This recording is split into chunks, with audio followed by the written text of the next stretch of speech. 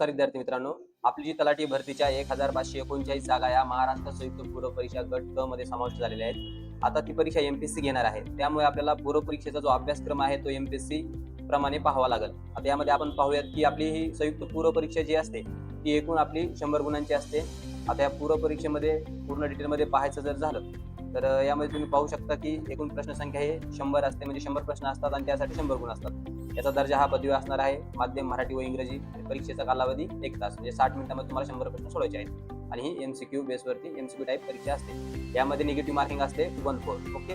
आता अभ्यासक्रम जर पाहायचा झाला तर आता पर्टिक्युलर जो आता विषय आहे तो किती मार्क्सला विचारला जातो ते आपण पाहूयात. यामध्ये इतिहास हा विषय विद्यार्थी मित्रांनो 10 मार्क्ससाठी विचारला जातो आणि त्यामध्ये आधुनिक भारताचा, विशेषतः महाराष्ट्राचा इतिहास जास्त करून विचारला जातो. आता त्यानंतर आहे भूगोल हा विषय देखील 10 मार्क्ससाठी विचारला जातो. आता यामध्ये महाराष्ट्राच्या भूगोलाच्या विशेष अभ्यासाचं पृथ्वी, जगातील विभाग, हवामान, अक्षांश, रेखांश, महाराष्ट्राचे जमिनीचे प्रकार, पर्जन्यमान, प्रमुख पिके, शहरे, नद्या, उद्योगधंदे इत्यादी.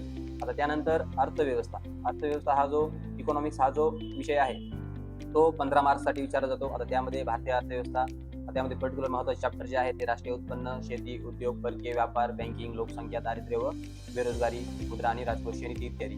त्यामध्ये शासकीय अर्थव्यवस्था, अर्थसंकल्प, लेखापरीक्षण इत्यादी. त्यानंतर चालू घडामोडी जो विषय आहे तो 15 मार्क्ससाठी विचारला जातो, जागतिक तसेच महाराष्ट्रासह भारतातील. त्यानंतर राज्यशास्त्र हा विषय 15 मार्क्ससाठी विचारला जातो.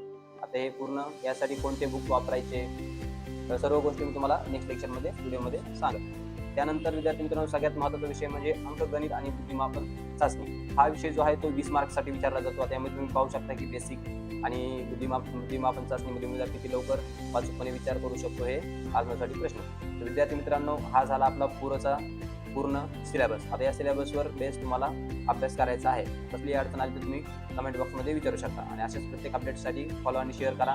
राजगुरू मंत्राला धन्यवाद.